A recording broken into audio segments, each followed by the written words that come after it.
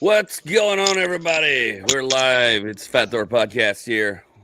I'm Andy Gunnin. With me, as always, Jody Cieutat of Midget Mafia, aka Midget Mafia. Something. TikTok. Something. I'm just saying things and hitting buttons. I'm more paying attention to hitting buttons than I am what I'm actually saying. I thought I was in neutral or cruise control. Yeah, we're already off to a bad, weird start. Yeah, today has been already off to I knew it was going to be the most hectic day ever, and it already has turned into that. And the wife keeps asking questions, and now she wants to be fed. And I'm like, I'm in the middle of a podcast. I literally had an AC guy here 2 minutes before the podcast. They got a thing called Uber now. What? They got Uber. Just Uber her What? some food. No, I'm here at the house. I'm in the house. The I thing know. is in the house, but she wants But me if to go she's cook. So hungry. I'm like, she knows my schedule. So I got a podcast at 11. I went and shot for tires this morning. That was a fiasco. That went from a fiasco to I got to go back at 1 o'clock, wash the car, did laundry, had the AC guy call right after I was dealing with the tire guy. So here's what happened. So I need tires for the car because we knew we needed tires. We about run the suckers off the Buick and Uncle. And the wife's going with me to do my show Friday night tomorrow, which is up in Batavia, Ohio, with Bar Company USA. It's about a 7.5 hour drive, so I got to leave like 7 in the morning. Well, she wants to go with me because her friend and co-worker lives up there, and they want to come see the show. So she's going to go with me. So you know how this is going to go. Yes. I'm like, we have to leave here at 7 a.m.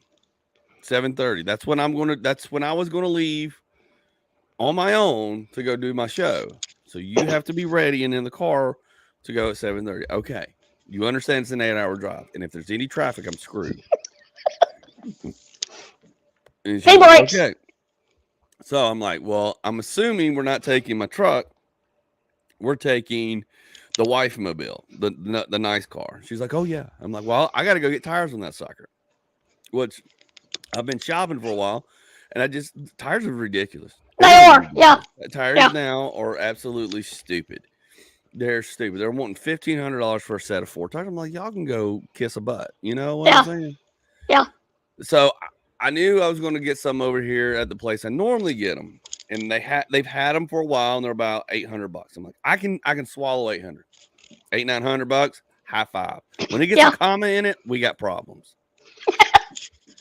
But it's an odd size tire, and I'll give it to everybody. It's an odd size tire on this Buick. It's a 255, 65, 18. So it's an odd size. But I'm like, they sell enough of these cars, and types wheel. It's like there should be, and there are. So I go to the place that I've been going to, Discount Tire, and they showed them online, and I saw yesterday. I was like, all right, do they have them? I looked at it last night at 11:30 as I'm finishing up stuff for the podcast today. They say they got them. They're in stock. I show up 8:30 this morning. I'm like, hey man, I'm here to get these tires. I saw they had them. He goes, oh, hold on, let me go check them out. He goes, yeah, we only have 2. I was like, what other ones do you have? He goes, oh, I got these Michelins for $1,585. I was like, dude, no. This is what we've been avoiding for months. I knew this day was coming. It's not like I don't have the money. Yeah. I'm like, no. He's like, well, I don't have them. I don't have them. You're going to have to wait till next week. I go, I can't wait till next week. I need these suckers for tomorrow. Yeah. You showed you had them. I'm coming to get them. So I go down the street. Another place. They don't have them. They're like, man, it's an odd size. I said, I know. So I stopped in at 9 o'clock to the place where I got my brakes done over here in Peachtree City. I said, hey, man, I know y'all don't keep a lot of tires, but do you happen to have a set of 255, 65, 18s? And the guy goes, man, that's a weird size, man. What do you got? I go, it's a Buick Enclave. He goes, oh, okay. He goes, don't know. He goes, he starts punching in numbers. He goes, I got one set. I said, oh. That's all I need. We got a set. That's all I need. You got all 4? He goes, is that what you need for? I go, well, that's a set typically, but yeah, I need 4. And he goes, okay. He goes, I got them. He goes, they're Firestone block. I said, they're 87,000 and 70,000 miles. I go, great. They're even rated higher than the ones I was going. Great. Firestone. He starts giving me, I said, stop the dissertation. I know tires are Firestone. I know which brand. I got you. How much? Bottom line is how much, and can you do them today? At some point today. You don't have to be right now, but at some point today. I got a podcast at 11.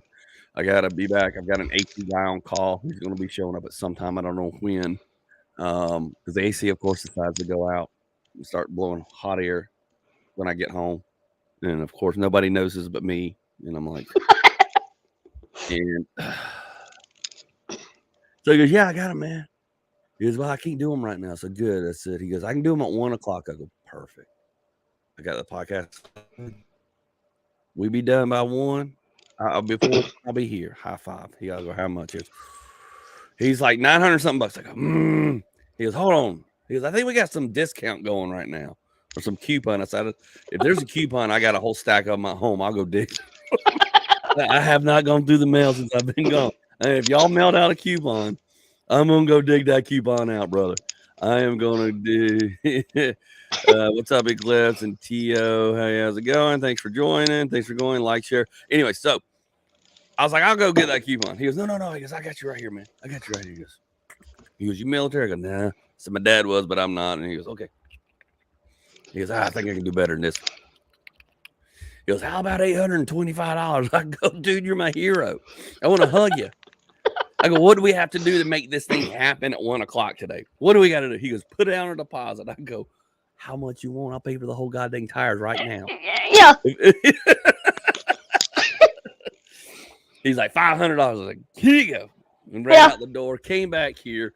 Just as I get back here, my buddy who's coming to check the AC out, goes, hey, man, I'm in the area. Can I come by there now? And I go, it's 10 o'clock. I go, I got a podcast in 1 hour, dude. If you can make this thing happen. I'm sitting inside. All of a sudden, the dogs start barking. I see him out there. I come walking. He goes, man, I'm done. He goes, I went over there. He goes, your capacitor blew again. I was like, God dang it. He goes, yeah. He goes, we're done. I said, dude, you're the best. I said, how much? He goes, here. He goes, blah, blah, blah, this much. I go, I don't care. Here you go. Yeah. 5. And now here we are sliding into the podcast. And then my wife's like, can you give me something to eat? No, this is not time for me to cook for you right now.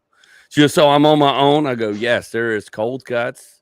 There is everything in there. There's all kinds of stuff in there. Make you a snack. I'll make you a full lunch when we get done, because I don't know if you know this, when we're done with the podcast, somebody's got to go get tires on the car. And then I got to come back, but I wash the car too. So I get the tire thing done. I go wash the car, because guess what? Guess what she did in the Buick while I was on the road doing shows? Probably didn't clean it. Oh, no, it's not that she didn't clean it. It's what she did to it. She went to she dropped me off at the airport last week to go to a show. Yeah. And I said, okay. And she goes, I'm going to go up to this plant place. And I said, okay, why don't you take the truck? She goes, no, I'm just going to go up to this place on the north side and look at these plants. Well, I get a picture. She has loaded the Buick with every type of goddamn plant you can imagine. Like a truckload. She's folded all the seats down. There's more dirt in the back of this Buick than my truck bed. So I spent half an hour today vacuuming out dirt and plant juice and plant leaves out of a Buick that should have been in the back of a truck. I can't say nothing. Why? Because my pickup is, I got to get some stuff done to it. So my daughter used my mom's Buick to go get hay for the horses. Oh. So it's covered in hay. Nice. Yeah, it's lovely. Yeah. So I've washed the car and everything. I got to get to Arizona. And then I got to come back and put all my speaker equipment and all that, because I got to go. So we're leaving at 7 a.m. So it has been a busy day. I've already done laundry. I've washed the car. Got the tires. Dude, I am just knocking stuff out like a man. Do we want to take a bet on this leaving at 7?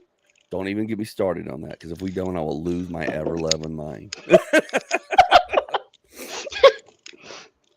Now, I've said 7:30. The latest I can squeak out is 8. It's my biggest fear is traffic, because last weekend I had some shows all up in PA.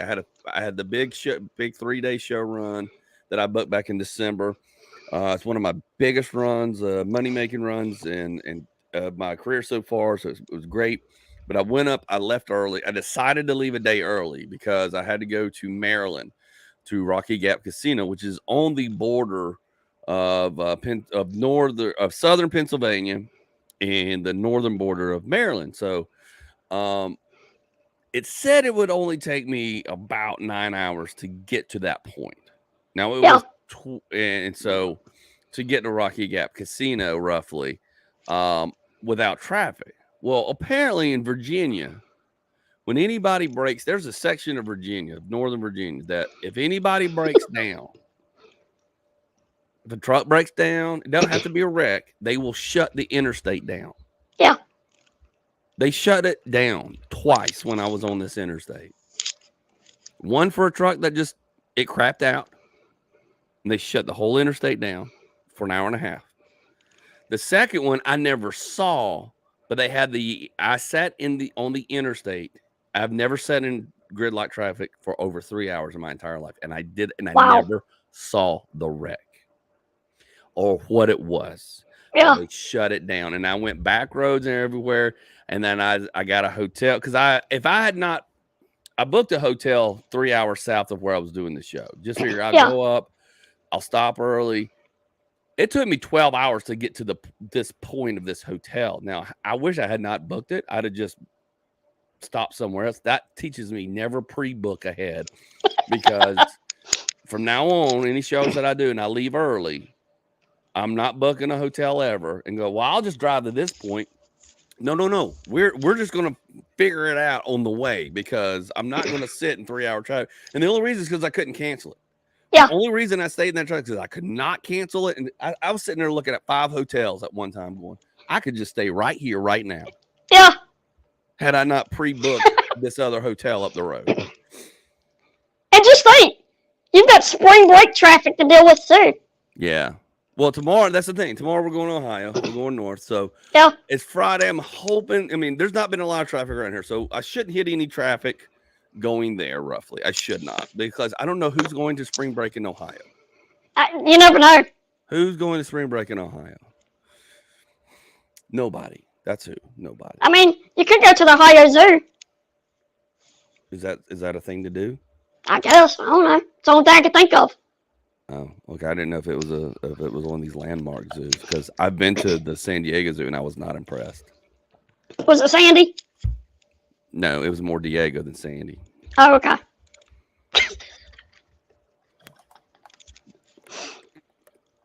So how have you been doing, my friend? I've been trying to get caught up on bills. I got spring break. Somebody got spring break. Tia. Huh? You got what? Caught up on bills. Oh, good. Yeah, me too. We did too. We paid off a bunch of stuff, got some bills caught up, and made some money this weekend. Did the same thing. Now I'm broke again. Yeah. And now it's usually how it works. Broke again. The AC went out. Yeah. Fun stuff. Stuff. You know? Adulting is great. Yeah. Adulting is great. That's why, you know what? If I'd have been smart like some of these other 30-year-olds and stayed in my parents' basement, I'd have been a lot happier, I think. I don't know. I tried not to grow up. But I guess that don't make a difference. There's a difference between growing up and aging out. Oh, okay. See, nobody told me that. Me neither, but I've kind of figured it out at this point. Hey, man, look, when I bought that new washer and dryer in there a few months back, and I realized no wonder my kids aren't going to be able to live on their own because a washer and dryer is now about $5,000 for a set. It's got to have sensors. Sensors and windows. I don't know why. Why does it have to have windows? I don't need to see what's going on in there. I could give a rat what's going on in there. Well, it's like ours. It's got the sensors to see if it needs to cut off or cut on sooner or later. Oh, yeah. But it follows those sensors, but it's never dry. Yeah, exactly. And then my wife's got an app that the dryer tells her it's done. I haven't downloaded the app. She figured it out. And so she'll be on a trip somewhere. So we said, hey, dryer's done. I go, no shit. I put it in an hour ago. Should be done. Yeah. If it's not done. And by the way, I'm not running to it right now. I'll get back to that sucker in about another hour. Yeah. It's got the wrinkle control on. So we'll get back to it when I feel like it. It's like stoves and microwaves having Wi-Fi and all that crap. It's just more crap. It's just more crap to break. More stuff to put in there to charge more money for useless. And when those things break, the entire thing is gone. That's what I found out with refrigerators. my wife had a nice silver one, double, all this nice fancy. I had a $700 one from Lowe's that I was living with that was in the garage. The one in here went out, one of the little boards, and so I replaced. There's 4 different little boards you can replace in the back, and 3 little sensors. I replaced every one of them, and it didn't work. And I've got a nice, very educated man on the phone who is a technician, old guy. He's like, man, they're weeding us out, dude.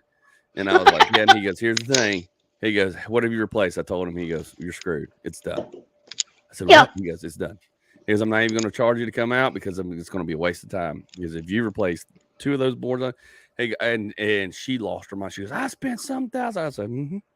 Yep. She was mad. So we got some guys that come yank it out because I had arm surgery, and we brought that $700 Lowe's non-censored, non-fancy refrigerator into the house, and that's what's been in there for the last 2.5, 3 years. We're like, and that sucker runs like a champ. Yeah. Old 2-door white regular ice maker. We got a garage one in here. We got a garage one that's probably 15-year-old. This sucker's 15 years old. It's been out here in the garage, beat to death, all kinds of weather. This sucker's running like a champ. Yeah. Running like a champ. Go buy you a fancy refrigerator. They last 5 years. He said, dude, he goes, Andy, they're like TVs. They last 5 years. They go out, so you have to go buy another one. I was like, we are not playing $5,000 disposable refrigerators the rest of our life. We're not doing that. I'm going to hold on to these 2 sons of bitches from now until eternity. Either that or start digging some holes. So, yeah, we're going to go build an old school icebox house. Yeah. I've seen how they build them. I've been out there to the Amish. I know how they build them those ice houses. I've seen them. They're not complicated. They're very simple. No, and they work. You're exactly right. They work. Yeah. It's like we got on the property a wine cellar. Yeah.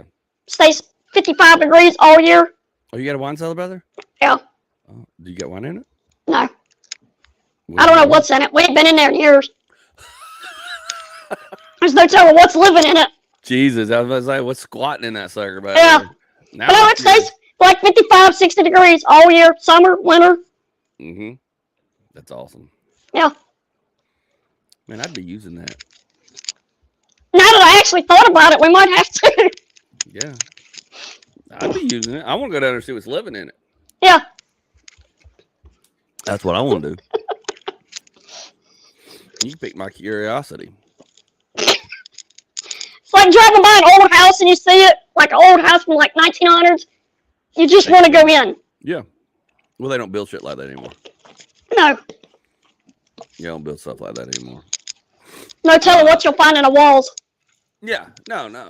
They don't build things like that. Like up in Pennsylvania, I went to when I was up there doing the shows. I went over to Frank Lloyd Wright, the house he built for that's called Falling Water. It's very well known. This is a picture of it right here. It's been in a lot of pictures. He was a artist and architect. That's probably still his stuff. I took this picture. This is a picture I took personally on my phone. I know. I enjoy your pictures.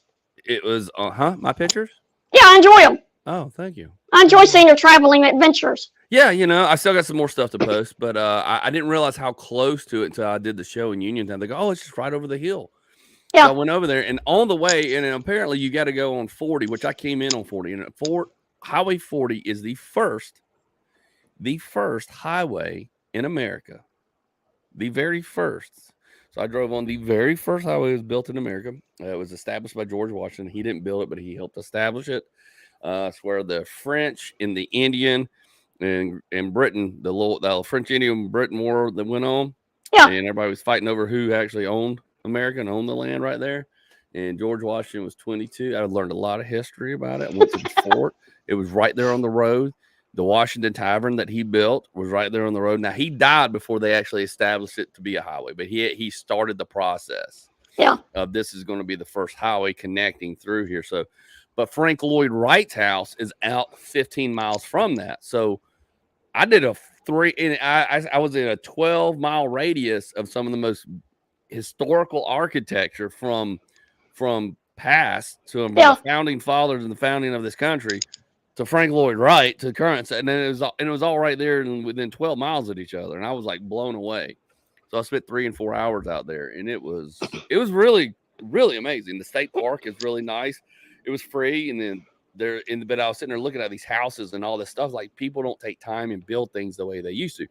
Yeah. This house Frank Lloyd Wright built is all concrete and steel and stone built into the side of the creek and into the natural part of the earth.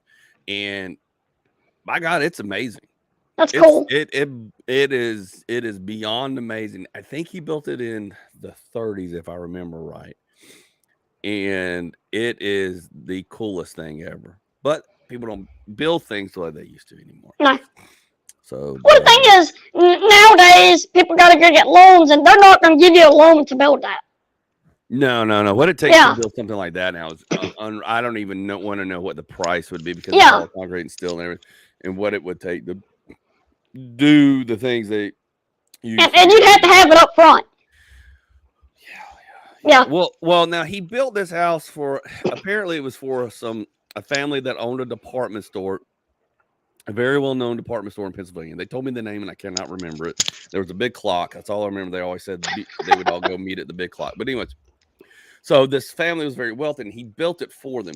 So now what that cost then for the inflation and all that dollars, I didn't really get into that. I could look it up. Yeah. But just it's just ridiculous. But realistically, nowadays you can't build anything like that into a natural creek bed and creek foundation, anything. Yeah. Because now it's all established, all protected and all that stuff. So this could never be duplicated again, realistically. No. So that's the cool thing about it. But anyways, so I had a good time. So being up there doing shows, and I had time to do that and see her, and I ate at Permane Brothers, which is one on my food bucket list, big Pittsburgh thing, where they put the French fries and the coleslaw and everything on a sandwich, and you get this massive thing. And dude, it's worth $12.50. I took a 3-hour nap after I ate one. Freaking gut bomb. It's a gut bomb, bro. It was good. So I got to do all the things. So it's fun. It's fun. Cool. I was actually glad I was doing shows in an area where I was just going up and I got to stay. Yeah. And not like run all over the place or do a show and haul ass 6-7 hours back. Had a great time at Rocky Gap Casino. The people were great. The show I did for Bonkers were awesome. We did this big theater room and had 100-something people. We had 120 to 150 people every show. So I performed in front of a total of about 400 people over the 3 days. Wow. I actually won money at the casino. Won some money. Look at you. Ran out the door as fast as I could. Dude, I went down. I had $100. I said, I'm going to play with $100. I got down to nothing. Yeah. I had like 40, $50 left. I went over the roulette and I was like, I'll just piddle this out on the roulette. Well, I get all the way down to my last 20. I put it out there, sprinkle it around. I hit and I'm like, okay. So I get some money. So I sprinkle it.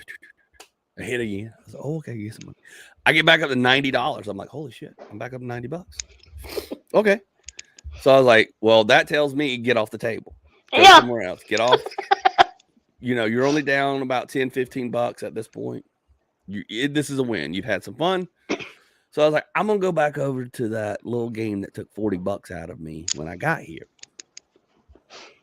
And it's my new little game that I found in Vegas. It's called Hot Stuff. It's like, and it plays the song Hot Stuff and it has this little devil that dances around. And it's fun. But I won money on it in Vegas. And I was like, this is okay. And I'm not a slot guy. So I went over there. I put some money in. And I hit $60. I'm like, $60 on a bonus? I'm like, yes. Not only are we back, we're up now. So now I've gotten my money back, plus the 40 I gave the little son of a gun when I got there.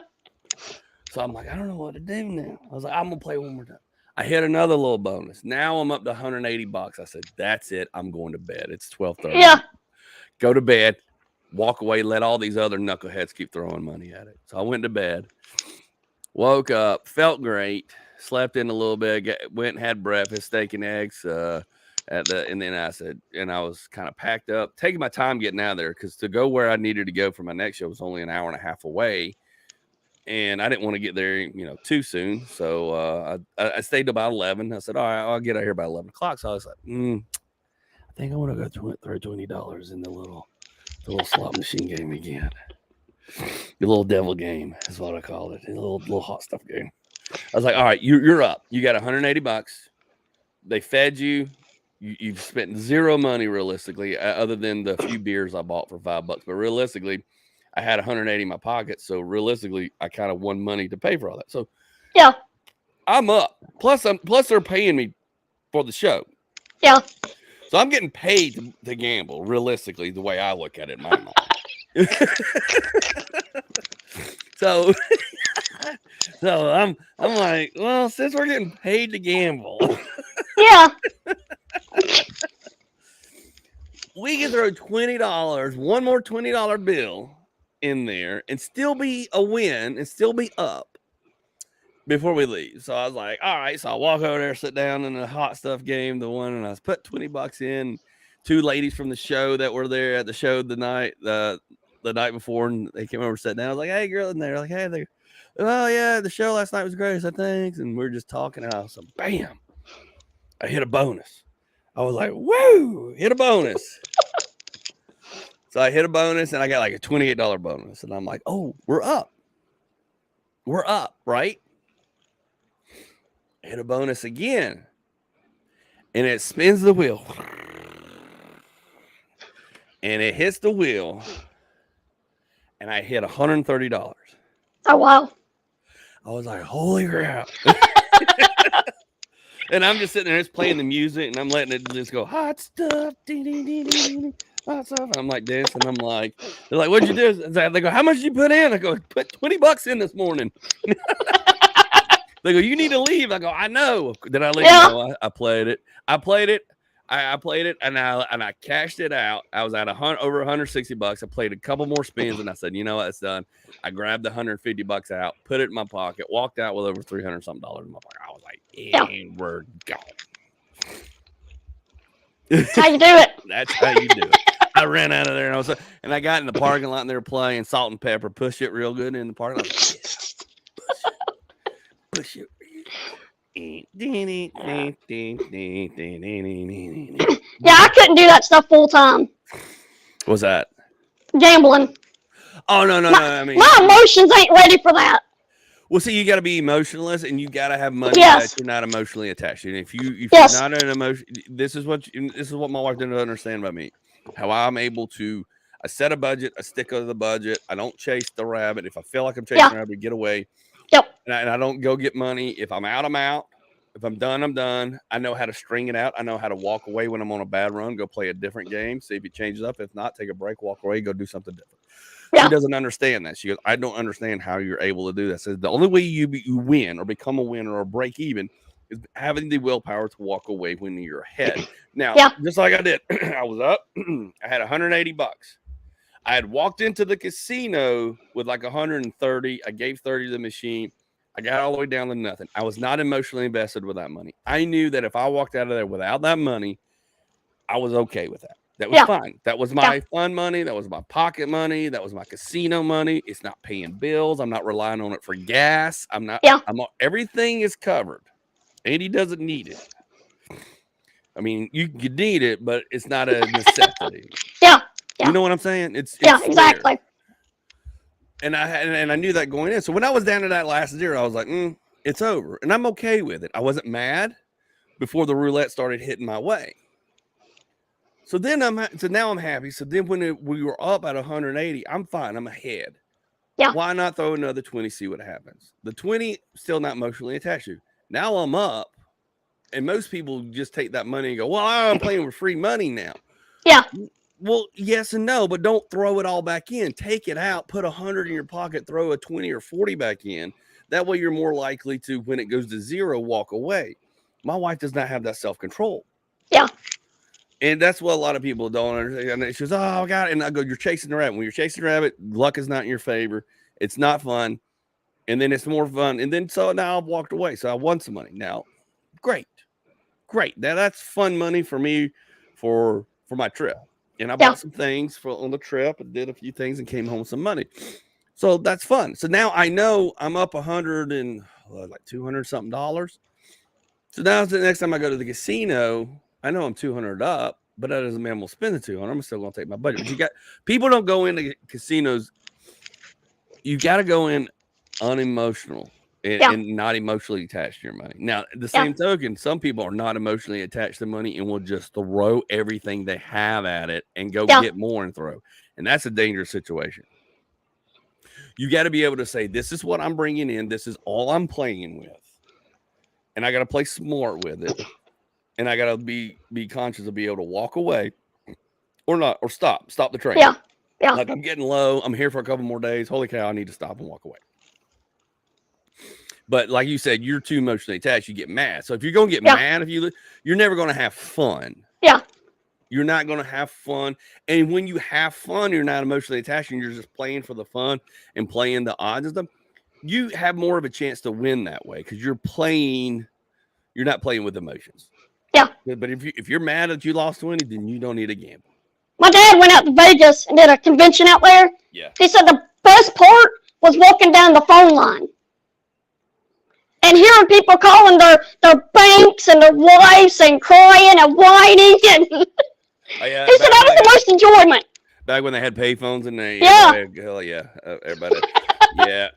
See, and I call that chasing the rabbit, man. You can't chase the rabbit, dude. Just do you, just do you. Take it in cash, put it in your pocket. Don't go to the ATM. When you go to the ATM, it's the worst thing you can do. Yep. Unless you got money in that ATM you didn't want to bring with you that you need to get out of there because you go, I had a $5,000 budget. I didn't just want to bring all $5,000 in cash. That's a whole different animal. That's a different. And I've played with those guys, and I've played with some of those big rollers. And standing next to some of those high roller guys are fun. And I've had fun with those guys, and I'm sitting here just piddling, doing $5, $10 bets, but we're all having a good time. Yeah. Because my thing is more bang for my buck. What am I getting free? Am I getting free drinks? Am I getting free food? Am I getting some comps? Because I like to even it out to where basically they're paying me. I'm staying for free. I'm eating for free.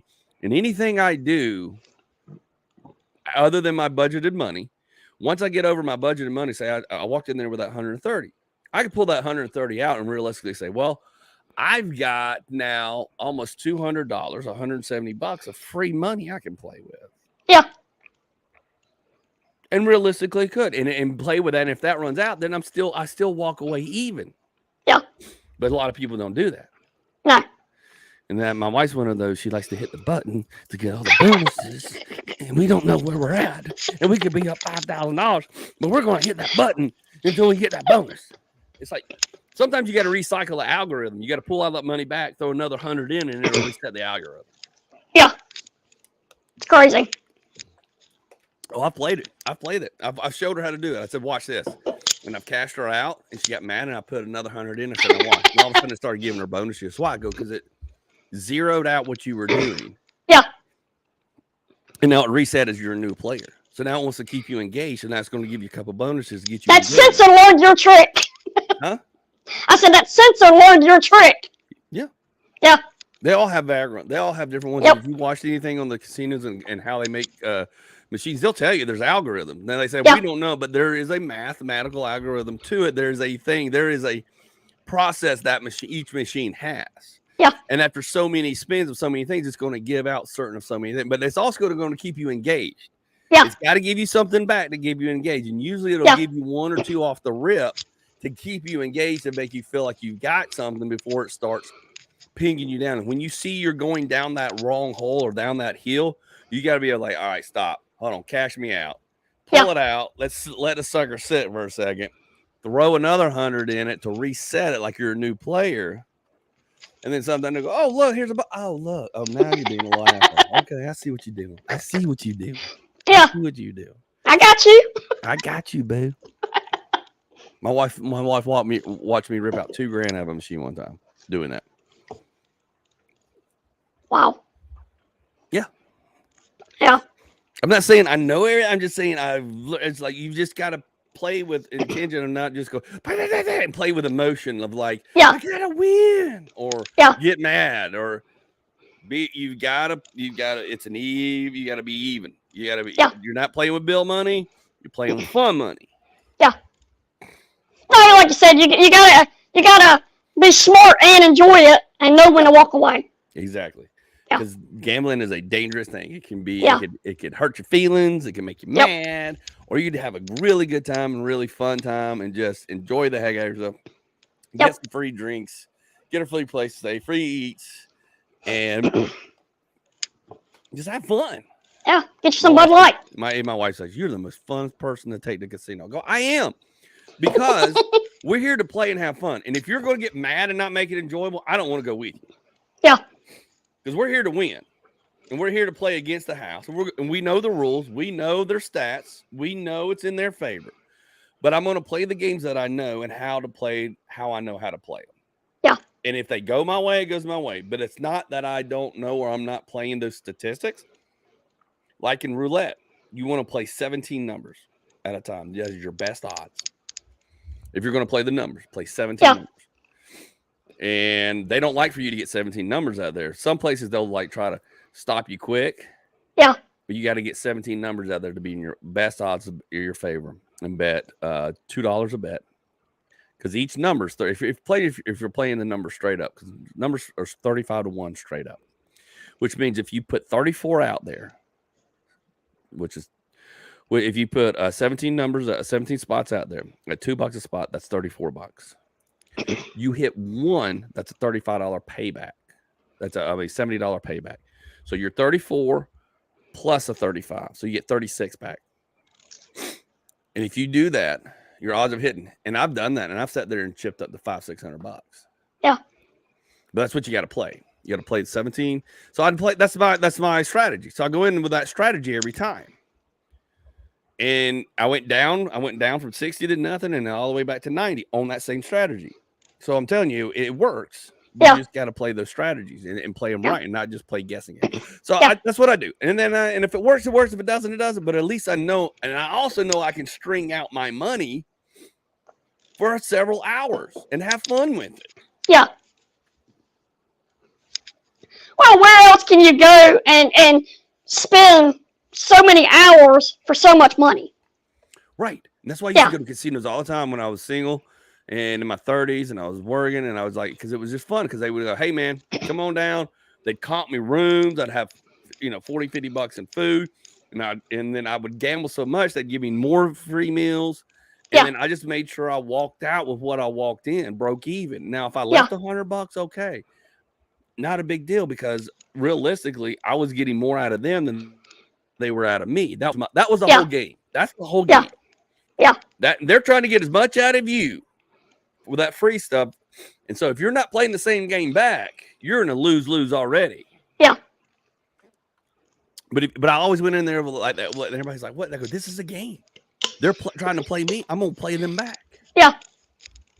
And I used to go there all the time, and I love it. I like casinos. They're fun, but if you play them smart and play them right. Yeah. And sometimes they'll get you. Sometimes you got to give them a little and walk away. Okay, I lost $100. Okay, I'm not emotionally attached. Y'all gave me how many meals? Yeah, exactly. Yeah. I got how many drinks? I'm hammered. Oh, I'm sorry, I'm hammered, and you fed me.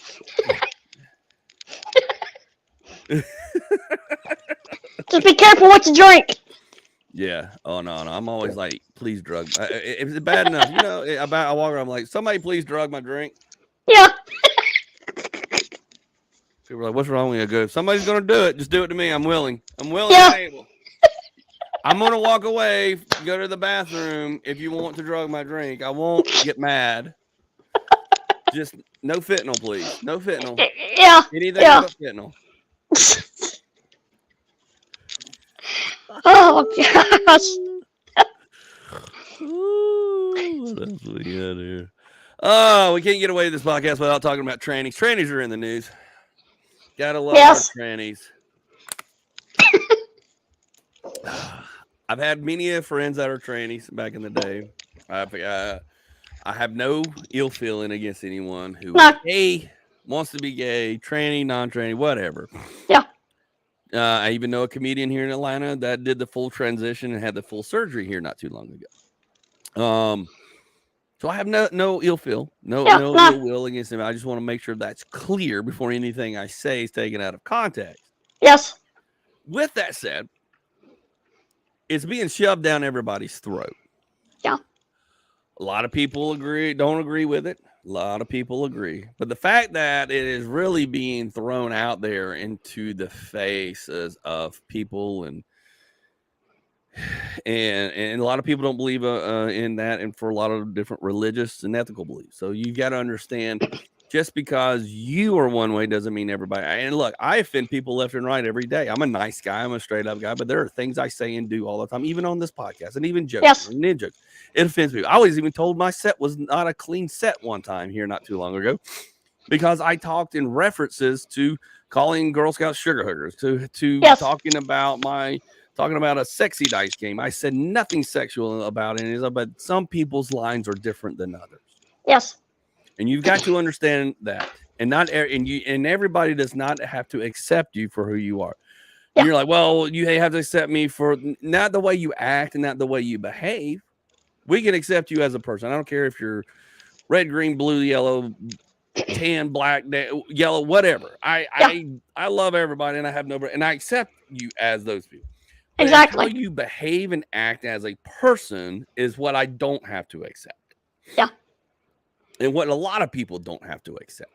Yeah. Like a lot of people who are atheists, I don't believe that. I'm against their belief, but I don't hate them.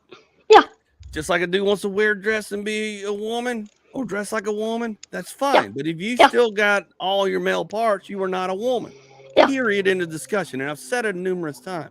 Yeah. And that does not constitute you can go into the women's restroom on any level. Yeah. We can get in this debate all day, but we're not going to get into that debate. But so here's what I'm saying is now it's like, well, and look, my cousin was a gay man. He died of AIDS back in 88, 89. I've talked about it a little bit in the past. Yeah. It was a very hard thing for me back then because the stigmata of gays and people being gay was very, very beat down, was very out of the norm. Yeah. A lot of people had to stay hush. Even my friends had to be quiet, that they were gay and stuff, and felt, isolated and things like that, even though I was friends with them. And I knew they were gay, but we just didn't have that conversation. And I get it. And things have come a long way for people to be, I am who I am, and that's fine, and I accept you. I've done shows at comedy clubs, at gay comedy clubs. I'll go to a gay bar and hang out at a gay bar, and I have the most fun at a goddamn gay bar you'll ever have. If you want to have fun, go to a gay bar and go hang out and tell the people you're straight and you're just there to have fun. They will accept you with open arms. They will take care of you. They will get you hammered, and you will have the best time, and you will have some of the best conversations you've ever had. Yeah. So, but there is a thing. It's like, what I don't understand, and here's what I don't get right now. We've come a long way. I don't agree with the gay pride parades, because the gay pride parades have gone a little far. And kids like parades, and you disguise these parades, and you get a bunch of dudes out there slinging their ding dongs around, doing stuff that's over the line. So that got a little way and got a little distasteful and to me, because I'll come to your parade, but at the same time, you're going a little far to be in what's called public decency. You know what I'm saying? It goes a little far. So with that said, I'm not against it, but I think, and I guess the parades have kind of toned down, and they don't do the parades as much as they do anymore. So now all of a sudden, now they want to be mainstream into chocolate bars, into beer and everything else. And I don't know that it's the trans community or if it's something else behind that. I haven't had a chance to talk to any of my trans or gay friends in the community to get their thought and feelings on it, because I do honestly want to know their thoughts and feelings on it. Just like a lot of African American people, their thoughts and feelings on black superheroes and white superheroes and white suit princesses and black, everybody should have everything. I agree. I don't have a problem. That's great. And there's been that, but there's a lot of pushback. We talked about the chocolate bar thing a while back, a couple weeks ago before we were, and I was like, oh, they're put, what's next? And then all of a sudden, boom, we got Bud Light. Yeah. And honestly, let's be honest.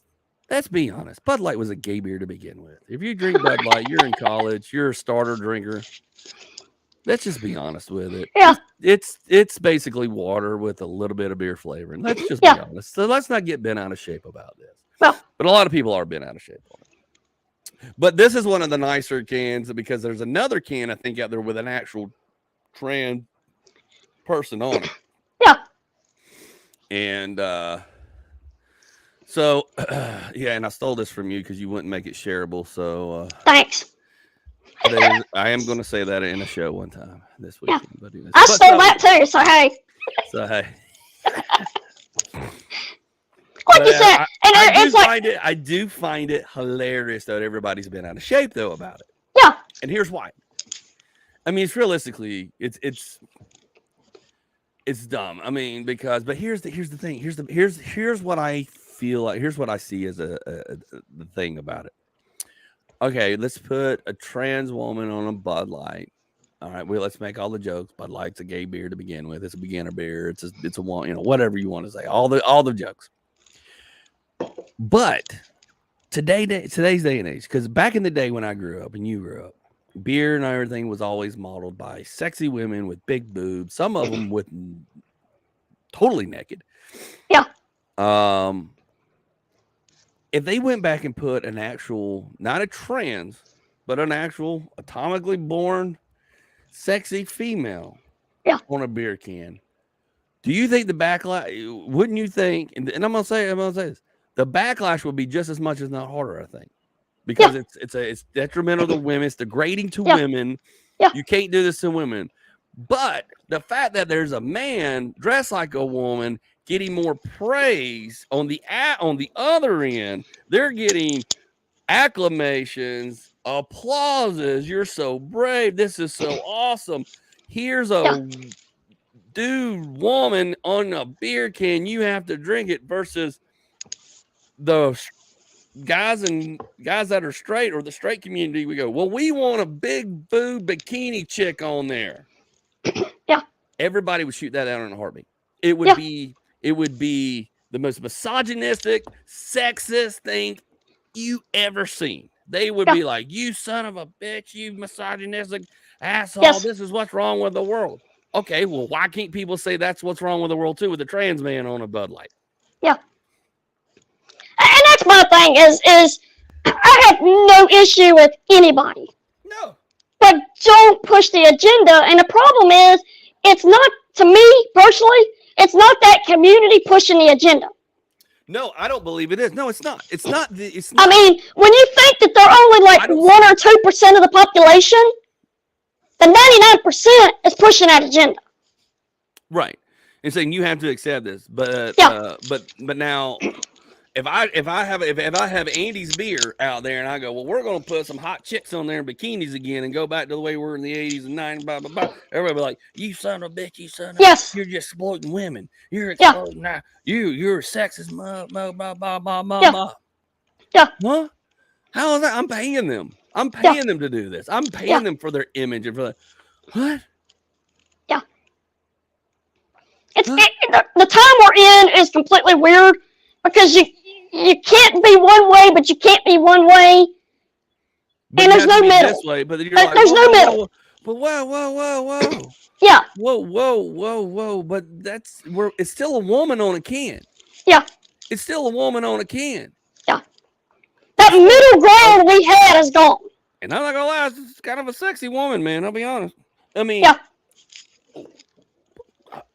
but if I went and put Pamela Anderson back on there in a bikini from Baywatch, people lose their mind.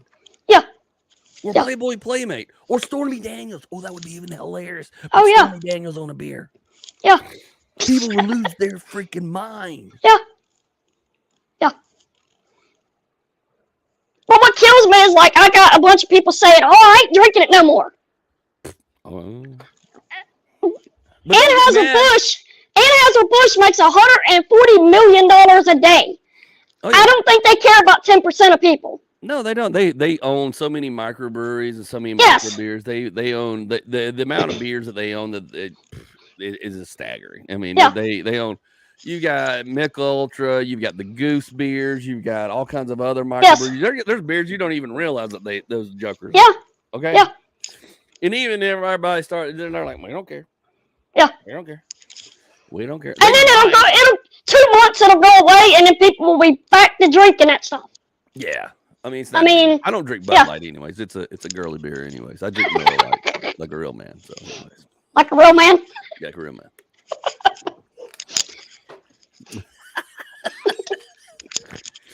Oh, I so want someone to get offended with this podcast one day.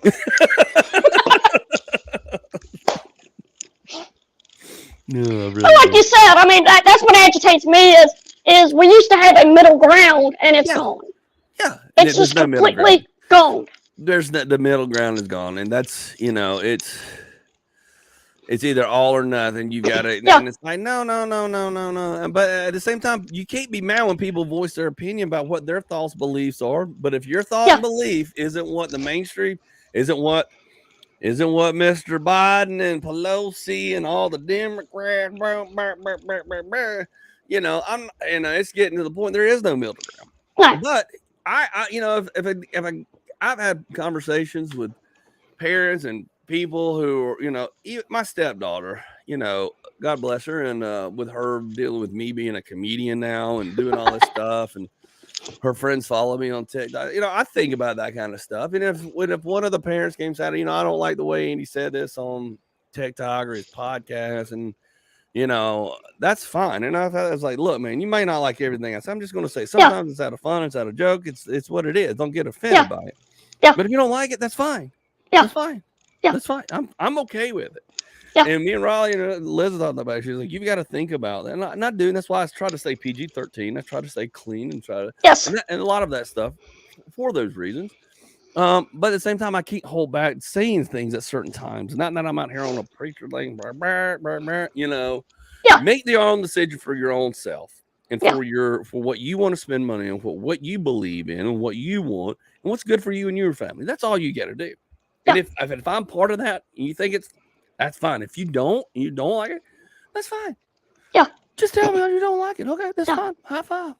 That's your own. My thing is too is like we went from like everything's been an agenda lately, and if it doesn't work, they go back to that agenda 10 years ago.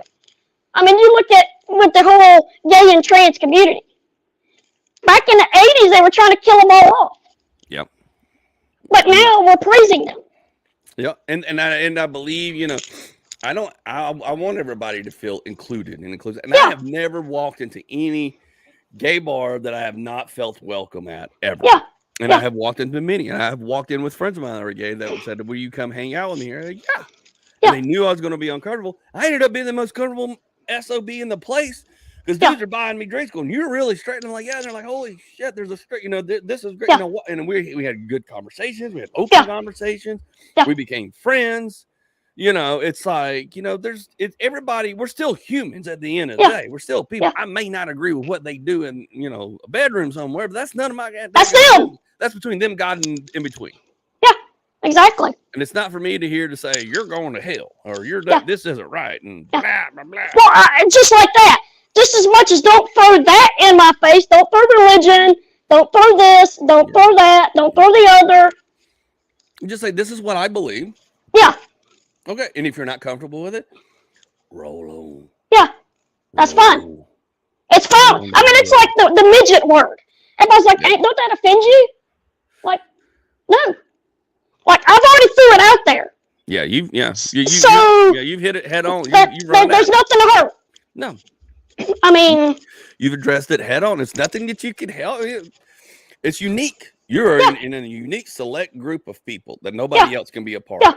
Yeah. And then if you want to go that route, okay, we've done the Black Lives Matter stuff. We've done the trans stuff. We've done this stuff. Why haven't we done little people? That's a very good damn question. I mean, we're just as much a minority as this other group. If not more. Yeah. If not more. I mean, but I'm not going to sit there and go out and preach that you need to like me. You like me, you don't, you don't. No. And TikTok has opened the eyes to the midget community, to the little people community in a positive way. I mean, there was a show there for a while before TikTok and all that. Now TikTok's going on. There's a lot there's a lot of entertainers, a lot of little people entertainers that are coming out like, hey man, this is what we do, and we don't care, and and they're growing, their business is growing. The midget wrestling community is growing bigger and better and more, and more understanding between. But even that, you've got the same thing. I mean, just like in the LGBT community, you've got 1% of them that act a certain way and 99% act another way. Right. And the midget community is the same way. 1%, they don't like the word, don't say it, don't be around me. Yeah. But the majority of them don't care. I don't know. That's good. We live in a weird time. It's very weird. It's stupid. I like to point out the absurdity of it all, the hilarity of it all. Yeah. Kid Rock getting out there blowing away a bunch of packs. I'm like, okay, you don't like it, that's fine. Don't. But you're making money off of them at your bar and at your concerts, there, fella. Yeah, exactly. You made millions off of them endorsing you, fella. I mean, that's like when I listen to you and all that. I would hate to be you because there's such a fine line that you have to ride. What, you mean me? Yes. Oh, yeah. Oh, what are you talking about? In comedy? Am I just right? Comedy. Yeah, comedy. Yeah. There's it's a fine line. It's a more of a fine line, but I mean, we still step over. I mean, that's our job to step over. And and I've stepped over. I've joked around with it because funny story. I was being introduced at the casino at Rocky Gap. Well, obviously, I've got a Southern accent. If anybody hasn't noticed, so they brought in a nice lady from a radio station to introduce us, and I thought she was going to do a host. She goes, I'm not doing a host set. She goes, I'm just going out there to do some announcements. I'll bring you up. How do you want me to bring you up? And I said, just say, Andy, he's been seen on Ozarks and that. So I said, I got a little weird, funny joke about how, and I said, and she was like, okay, and so she gets up there and she's like, I don't know if he's going to be fun or not, but he's got a Southern accent. And I was like, what the hell? She goes, he's got an accent. And she looked over and said, I don't know if he's going to be fun or not. I don't know if she was trying to be funny because he wasn't being funny. So she's throwing me under the bus. And I'm like, I'm like, what? And I realize I'm up in Maryland, Pennsylvania. And I realize my Southern accent sticks out. I get that. Yeah. And I'm like, what the? And she's like, we'll see. He's got a Southern accent. So, I was like, is that your little political poke at me? Is that your little political poke that I might be a Republican or a Trump or? I said, is that your poke? Let me poke back. Yeah. I get up there, grab the mic, and I'm like, yep, I'm Andy Gunnin from the South. This Southern accent doesn't scream January 6th. I wasn't there, but I did watch it on pay-per-view. And then I found out I could have got it for free. And everybody just looked at me and I go, oh, that's not funny? Oh, then here we go. We're going to have some real. And they were like, oh, shit. He's okay. We got it. I go, everybody cool now? Everybody goes, okay, we're cool. Yeah. I was like, get the freak out of here. Yeah. Like I said, I know that's like comedians' jobs and all that, but you've got so many different type of people up in there, and you've got that fine line to weave between them. Yeah. Everybody's on, and I had a conversation with people that were like, I bet you own an AR-15. It's like, so what if I do? Yeah. It's not walking around. It's none of your business if I do or don't. Yeah. But what if I do? And they go, well, why do you? A lot of different reasons, but none of your damn business. But what if I don't? Well, you got a Southern accent. Oh, that means I have an AR-15 though. Yeah. It's automatic. That means I was there January. Automatically have it. That means I am now. That means I am in a blue state. And all of a sudden, their attitude changed when I called that out. When I did that one little simple thing, they were like, they drawled back. They got quiet. They didn't laugh. I just laughed at them. I said, "Y'all ready to have some fun? We're gonna have some fun. Now we can go political all day, but that's not my bag of tea. We're gonna have some fun." Yeah. And they went, "Oh, okay, cool." And I was like, had a good set. So you got to be able to diffuse that stuff, man. You got to diffuse it quick and hard. Yeah. And you just got to sit there in a moment. And it's more comfortable for me when they're uncomfortable. Yeah. I love it. Well, because you can point stuff out and find it. But that's not what I'm there to do. I'm not there to have a political conversation. I'm tired of hearing about it. We're all tired of it. So I'm talking. Yeah. My whole set has nothing to do with any of the stuff in the news. Yeah. Nothing. Now I'll kick off the show with something. Like I might kick off something about the beer, because I'm going to a bar show. I'm the feature act. I'm kicking off the show. So yeah. It's a low hanging fruit. So yes, I'm probably going to say something about Bud Light and make a joke and make everybody go ha ha and get everybody, and then go into my normal stuff, which has nothing to do politically, which has nothing to do about religion, which has nothing to do about anything of that stuff. Yeah, you're not trying to push an agenda. You're just trying to laugh. Exactly. And I'm sure somebody's going to be drinking a Bud Light and well, how's it sucking on that tall boy? And I know somebody's going to have fun with it. It's like yeah. Because it's stupid. We got to laugh at it and talk about the idiot, the stupidity of it all. Yeah. With that said, here's the show this Friday, April 7th, at Club Flamingo in Batavia, Ohio, if you're around. So, anyways, but that's it for us, I think, this week. I mean, what did you were saying something? I think I cut you off, brother. I'm sorry. No. Like I said, with everything that's going on now, it's like you don't know where to step forward, step back, sit down, shut up. I'm just standing where I stand. I'm going to say what I say. I'm going to do what I do. And I've had some good conversations when I was up there. I was able to diffuse a lot of conversations that people were like, oh, that's a whole different mindset. Because they think I'm going to say this because they're being pre-programmed with this is what anybody is. And so I'm having a conversation with them and I'm saying something totally different. Like, well, let me put it in this perspective for you. And they go, I've never thought Turn the TV off. And I go, open your mind. Have a conversation with them. They go, oh, now I understand. Yeah. Now I understand why Andy has a gun, because he's been in 4 situations where he's had to almost pull a gun out and he's had one pulled on him. I mean, the first one I ever owned was because my brother was murdered. Exactly. I mean, it's not that I wanted it. Nobody wants it. It's that I kind of needed some protection.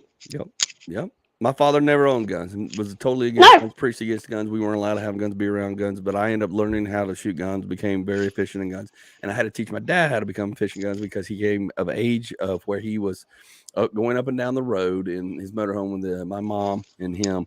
They had an incident one time. They didn't open the door. The guys were banging on it, wanted to come in. People had been getting shot up and down the interstates, older couples being targeted by meth heads and drug people and killing them and stealing everything they had. And he goes, I need a gun for on the road. He goes, we had an incident. We didn't open the door, but it was scary. They were banging on the door. He goes, if they had come through the door, I had nothing other than a knife. And he goes, that wouldn't have stopped them. And the people that are doing that, they don't care about a license. They don't care about a permit. Nope. They don't care where the gun come from. And they probably they're just there for their fix. And that dad's like, I don't know if they had a gun or not, but I didn't see it. But I went and opened the door. Luckily, we called the cops and we called the people in the gas station to come help us. And then to call the cops, eventually the cops showed up, but the guys had left by that point. By the time the cops showed up, they'd have been dead. They'd have been already robbed, beat up, whatever. And that exactly. So he goes, I need to have something. I need to learn how to. And he goes, I need to get registered. So now my dad has plenty of guns at his home, in his motor home. He's very well protected. And not that he wants to use them or cares to use them. But there was one incident. It already happened. It was already in that and he was like, I was helpless and defenseless and I didn't know what to do. And until people are in that position, they will not understand what it's like to have something that you know that you can take care of you and your own. Well, just like when they talk about the police and they talk about doing those like visual representations and they bring regular people in to do them things. Yeah. And they're blown away. Cops can only respond so fast. And the fact that we're defunding the police and that we have defunded the police and changed the mindset of the police that they're like, I don't even want to show up. They don't care. Until why should they? Because they're being scrutinized and their lives ruined just to do their job that they were sworn in to do. Now, is there being abuse of a power of some of them? Yes. Bad apples in every bunch. And we acknowledge that. But in a life-death situation, even here where I live, where there's a very heavy population of police, they're like, we can only get here so fast. If you got to do what you got to do, you got to do what you got to do. Yeah. That's the bottom line. Yeah. You got to protect yourself. Yeah, man.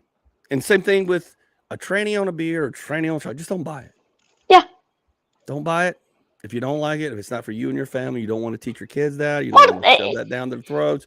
You want them to, and that's fine. But I agree with it's too far to shove and to force upon people. Never force anything upon people. But that's the way. And like I said, I guarantee you that community is not behind all this crap. No, it's not. And like I said, I have not sat down. There's a couple, a few I know that I know what their views and opinions are already. Yeah. Or would be, and it's they don't want to be outcast any more than they don't want to go in reverse, because all this is doing is building up hatred for people's mindset who has already taken 20-30 years to get along and accept. Yes. Go into reverse to start hating them again. That's why I said with the midget word, I throw it out right then and there. That way it's over, it's done with. And nobody has to revert back. Nobody's ever hated a midget. I mean, honestly, who's ever? No, they haven't. No one. Yeah, exactly. They bring pots of gold. What is what's the term for the one that's the fear of midgets, like the fear of clowns? There's a term for it. Oh man, there are people that are terrified. Brad did a episode with that. What is that term? I can't remember it. Yeah, I but can't remember. Those are the only people I know, I've only ran into one person that had that before, and we were sitting around talking, or somebody said something about, oh, such and such about a midget and this. I was like, yeah, a buddy of mine, and who's they're like, they freaked out, dude. They locked up. The dude said the word. They locked up. They go, where is there one here? I'm like, what? Whoa! I thought they were joking. I thought it was an act. Yeah. I swear to God, they stopped. They were just like panicked. They're like, I gotta go. They're like, what? They go, if one walks in, I'll freak out. I'm like, are you kidding me? I was like, there's like 4 that live in this town. Yeah. I was like, are you kidding me? They're like, no. Like they literally were having a panic attack. I'd never seen somebody. I'd heard the term. Like, that's some BS. Oh, it's real. All we're trying to do is bring you some gold.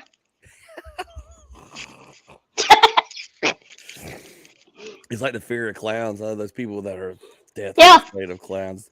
Yeah. See them trip out. Oh my God, it's hilarious. I feel bad because I don't know how it feels, but it just because I don't know it, so I hate it. But yeah. I've seen some people trip out. It's hilarious. But again, nobody's ever hated little people. Nobody's ever hated. There's no reason to hate. Yeah. But don't worry. Give it probably 5 more years and we'll find something.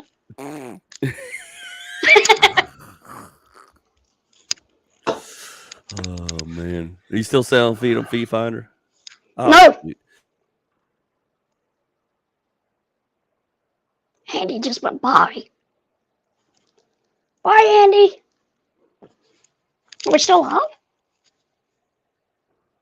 Maybe I'm live. He's gone. Maybe we're both gone.